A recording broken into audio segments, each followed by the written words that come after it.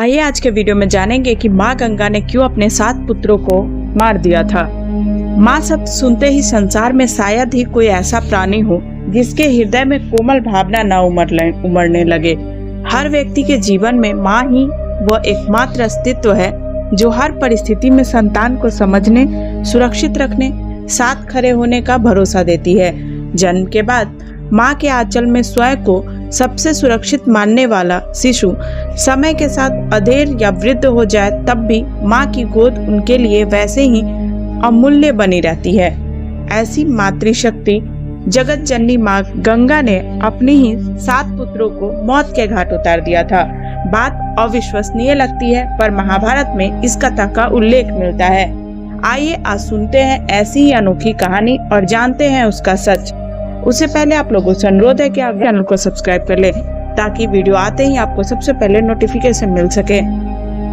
प्रचलित पौराणिक कथाओं के मुताबिक हस्तिनापुर के राजा शांतनु को माँ गंगा से प्रेम हो गया था और उन्होंने उनके सामने विवाह का प्रस्ताव रखा। तब माँ गंगा ने शांतनु के सामने एक शर्त रखी और कहा कि वो उन्हें कभी भी किसी भी बात के लिए नहीं रोकेंगे। अगर ऐसा हुआ तो वो हमेशा के लिए उन्हें छोड़कर चली जाएंगी। राजा शांतनु माँ गंगा से असीम प्रेम करते थे और उनसे विवाह करना चाहते थे, इसलिए उन्होंने उनकी बात मान ली।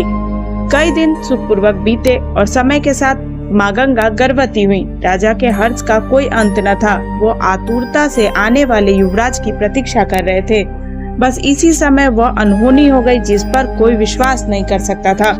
पुत्र के जन्म लेते ही माँ गंगा ने उसे नदी में प्रवाहित कर दिया। राजा तड़प उठे पर विवाह के समय दिए गए वचन के चलते वो कोई प्रश्न न कर सके। समय चक्र चलता रहा और हर बार प्रसूति के बाद माँ गंगा अपने पुत्रों को नदी की गोद में डालती चली गई। इस तरह 7 पुत्र काल के गाल में समा चुके थे। राजा बहुत निराश हो चुके थे और अब अपने ही पुत्रों की अपने सामने होने वाली हत्या उनके लिए असहनीय हो गई थी। इसके बाद जब 8वां पुत्र का जन्म हुआ तो माँ गंगा उसे नदी को भेंट करने चली। तब राजा शांतनु स्वयं को रोक न सके और उन्होंने दौड़कर माँ गंगा के हाथ से शिशु को छीन लिया और क्रोधित हो उठे।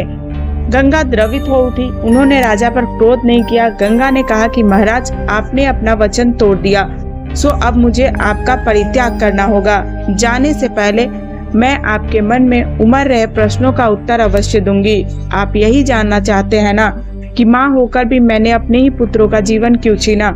तो सुनिए महाराज, कोई भी माँ अपनी ही संतान को कभी सहर्ष मृत्यु नहीं दे सकती, लेकिन साथ ही यह भी सच है कि कोई भी माँ अपनी संतान को तिल तिल मरते नहीं देख सकती। मैं अपनी संतानों का भविष्य जानती थी। मेरे 8 पुत्र श्रापित यक्ष थे। इनका जन्म ही हर पल दुख सहने के लिए हुआ था, इसलिए जीवन भर के कष्ट से बचाने के लिए मैंने दिल पर पत्थर रखकर उन्हें अपने ही धारा में प्रवाहित कर मुक्त कर दिया। ये अंतिम श्रापित यक्ष था जिसे आपने बचा लिया। आज अगर आप चुप रह जाते तो हमारा 9वां पुत्र पूरे संसार के लिए वरदान होता, लेकिन भाग्य का लिखा कौन बदल सकता है।